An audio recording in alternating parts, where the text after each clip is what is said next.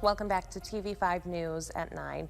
We're back with another edition of Ask the Sheriff, and we have Gladwin County Sheriff Michael Shea here in the studio with us to talk about a very important but sometimes difficult topic to talk about, suicide prevention. But very important to talk about it, especially this time of year. Yeah, glad to be here. Thank you. So, what can you tell us about how frequently this is happening in our area and what we can do to prevent it? The Center for Disease Control keeps pretty good statistical data on this particular event because it's not popular to talk about, but it's important to talk about it.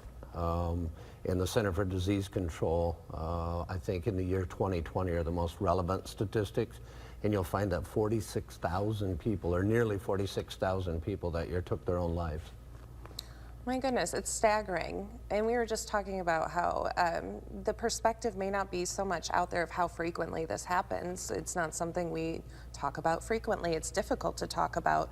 What signs should you watch for if you're worried about somebody? You know, sometimes when it happens in communities, people are saying, I must have missed the warning sign, and it doesn't always work that way. Some of these folks are very well adjusted. They're the life of the party.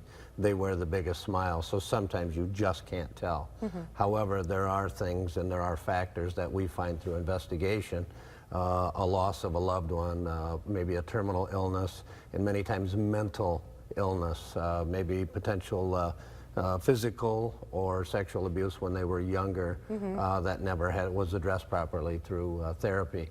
So there's a myriad of things, but you can really tell mainly when it relates to their normal we're all habits of creatures of habit. Yeah, there you go. And when that changes, maybe a huge increase in alcohol use or a depression sets in where everything seems to be negative, those are the times where your family and friends need to reach out and see if you are in crisis and those kind of things. So what do you say? How do you start that conversation?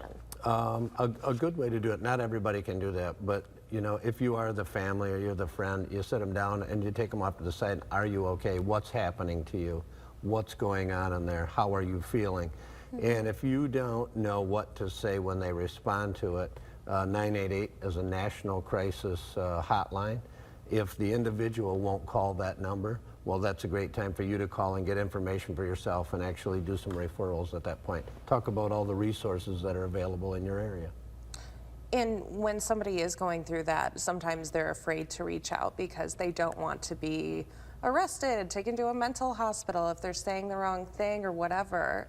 What do you say to people who are nervous about that, and how do we build up to taking a step with someone who's nervous to reach out? Let's talk about those numbers, the people that did that first. I think in 2020 there were like 12.2 million people that actually thought about suicide. There were 3.2 that actually formulated a plan, and over 1 million, I think it's 1.2 million that actually executed that plan to take their own lives. So this isn't a small topic. We don't like to talk about it, but it's necessary to talk about it, and how you approach that really depends on the individual and the relationship that you have with that individual.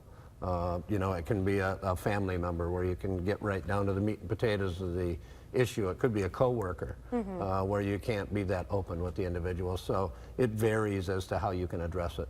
We've all been touched by this in one way or another. Yes. It's very difficult.